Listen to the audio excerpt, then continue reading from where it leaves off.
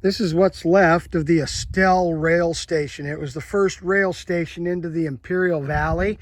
It was the spur that came off of the Southern Pacific Main Line. It came south, left from what is now Nyland, and we're just a little bit north of Calipat.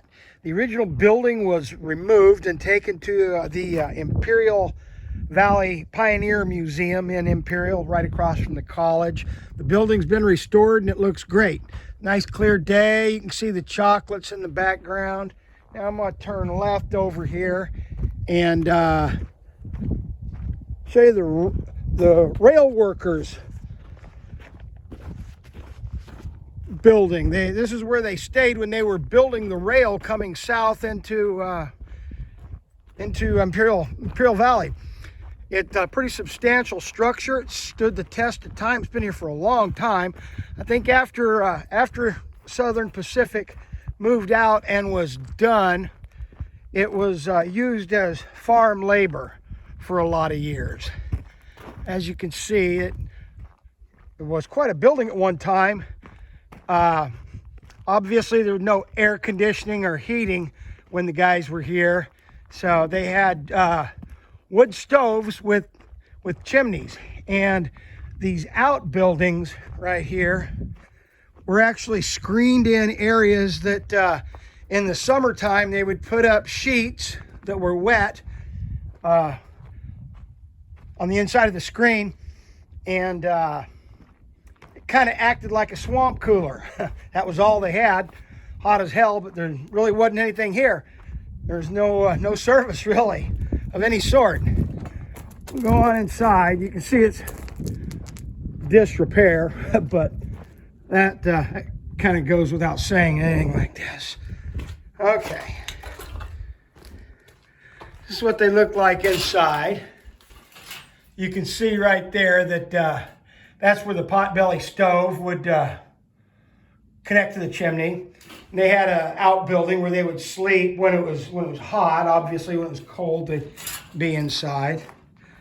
Same on the other side. I guess this is kind of what you'd call is just an early 20th century bunkhouse, but made for the rail workers.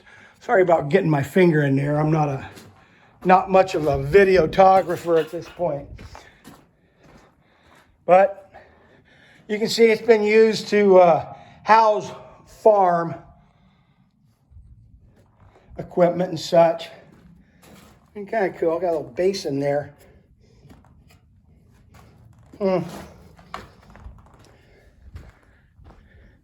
really haven't checked out all these rooms. I've been here lots of times. I metal detected this site quite a bit.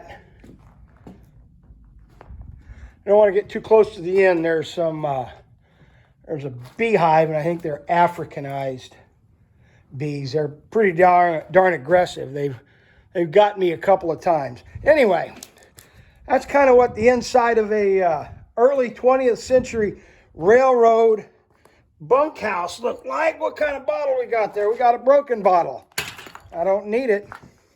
Anyway, over there you can see there's the remains. It's been burned down, but the remains of a house that was probably the guy that ran the rail yard. And then off in the background, a water tank. That came much later.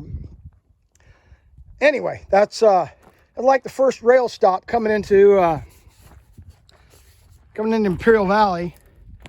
It's important, but you know, things only last for a while.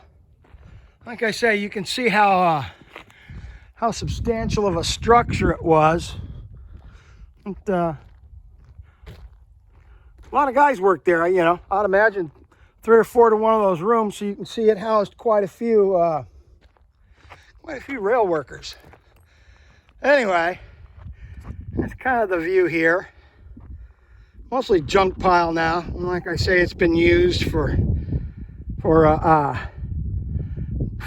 housing farm labor, and then the yard has been used by many farmers and ranchers throughout the years to store equipment and hay and things like that. Anyway, that's Estelle. That's the story of Estelle.